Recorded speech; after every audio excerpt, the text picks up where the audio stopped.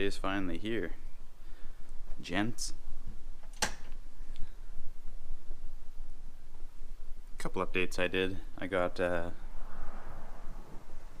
little caps to cover the defrost tabs, and under here where the struts are actually, I got some caps from 10 USA. They sent some up. I'll show you under here, it's a little easier maybe. So these little black, they're just little rubber caps actually. Really nothing special about them.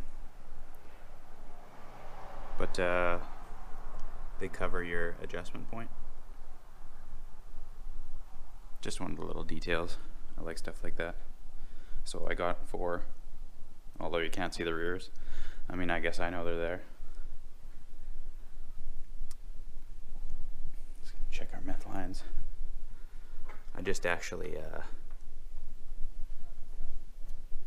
topped up the meth tank. I didn't film that. I didn't think you guys want to see that. Make sure the lines are tight. And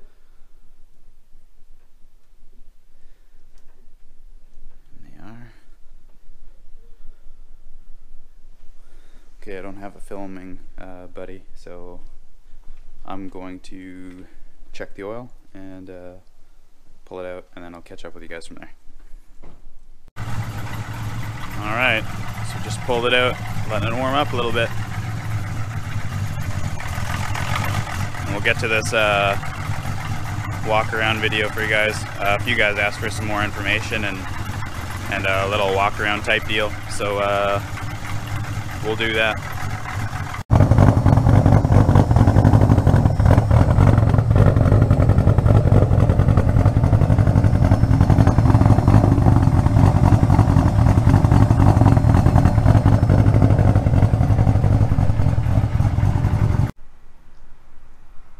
Good morning.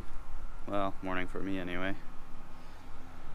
So I rolled it out, I let it warm up a little bit.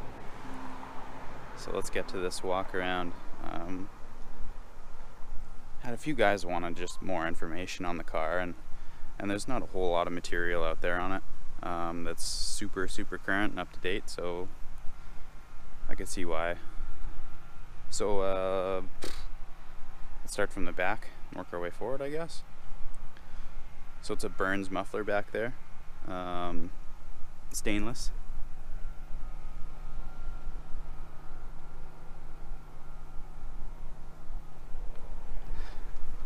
The rest of the exhaust is mandrel bent. Moroso Battery Box. Sorry, I got my GoPro cap in my hand. Moroso Battery Box. The meth kit is from AEM. You guys can see down there. Probably not, I barely can. So they're smaller tank, obviously. Nitrous Express. All the hoses on this car are AN and XRP, so super reliable, tough stuff.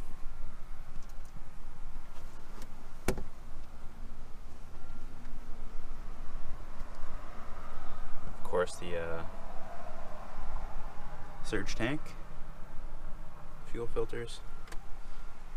Try to keep it clean. It's a little bit dirty, so don't judge me. Whole car was repainted in 08. New trim pieces everywhere, glass, belt moldings. Whole thing was actually wet sanded by hand. Orange peel doesn't really exist anywhere. Jesus, I guess I could have picked a not so busy time to do this. The wheels are CCW Classics. Rear brake pads are upgraded from stock compound. Factory rotors though, or factory replacement rotors, I guess they're drilled. So not a big brake kit back here. That's just all factory stuff really, factory replacement stuff. It's caged, as all of you know. Removable door bars, makes it easier to get in and out if you care about that stuff. I really don't, so I just leave them in.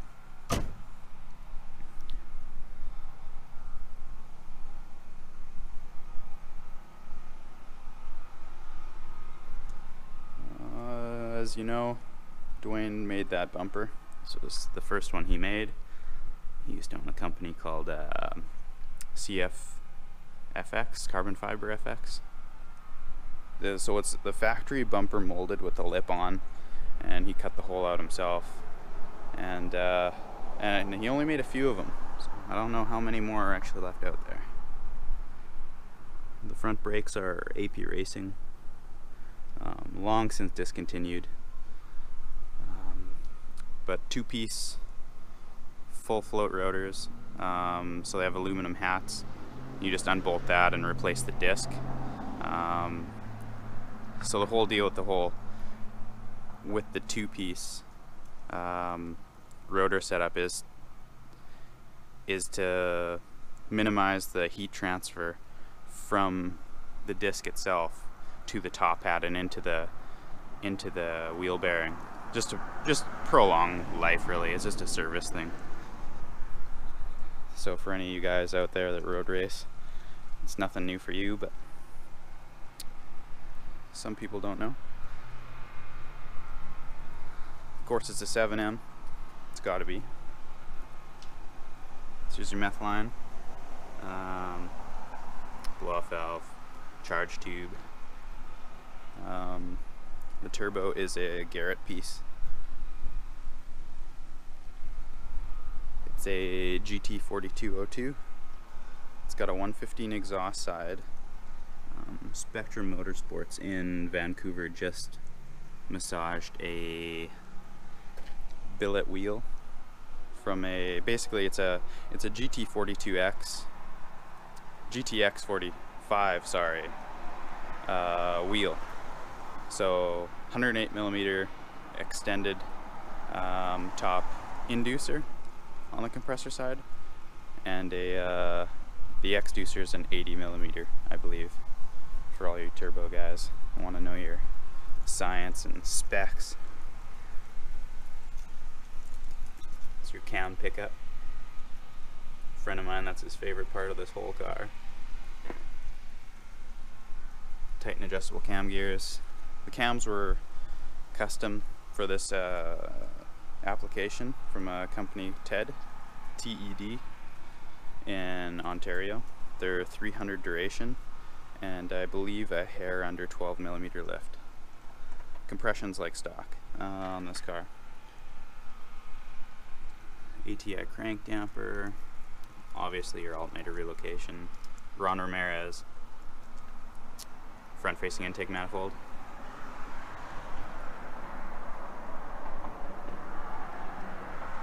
Intercooler that's larger than most Hondas. Sorry, Honda guys. I like Hondas too, so I'm not making fun of you. Oil cooler down there. The header is all Burns material. It's custom long tube, dual tile 38s, 38mm race gates.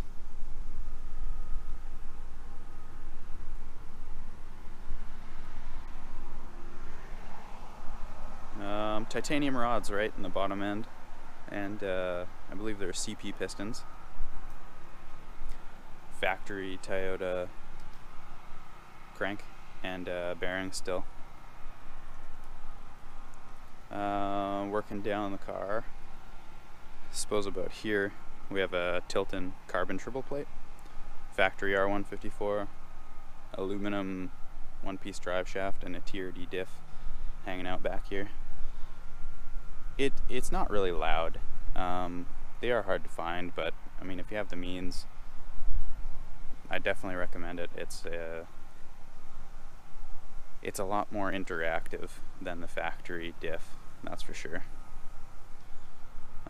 There's so much to go into with this car. Honestly, it could be a couple of videos, so I won't go too much further. I hope that answered some of the questions and provided some more insight. But but we can separate it into some other videos, and like a drivetrain type video. We'll do the drivetrain in one video, and then we can go into the bodywork and interior and stuff in a separate video. Just because there's so much I know I'm leaving out. I mean, like the fuel dump there. There's just too much. So tonight the plan is there's a kind of an end of the year car show, I guess, get together. It's not a sanctioned deal. It's just something kind of privately put together. But we'll take that in and kind of go from there. I'll show you guys some of the cars that show up there. There's going to be some cool stuff. Most likely anyway, everybody that's itching to take their car out at the end of the year, right? I mean, we're all the same. So we'll do that, and then we'll take it out after and do a few pulls, try to get some rollers maybe of the car so you guys can hear what it sounds like outside the car. Maybe a little two-step just for you guys though. Okay, so this is where I'm going to leave you, and we'll catch up with you guys later on. Well, morning guys. It's a new day. Sadly, I didn't take my GoPro to that little car meetup yesterday. The venue wasn't really well lit. I doubted the ability to be able to really film with any sort of quality any of the cars. But I did take it out last night. Sadly, the conditions weren't that great, and I'm not gonna lie, I forgot the GoPro, so I didn't film any yesterday. Yesterday evening of that event, or any outside footage of the car. So my plan is today to clean it up, and we'll go for a little drive. Car videos are so much better in the daytime anyway. So I'm gonna start on that, and I'll catch up with you guys in a little bit.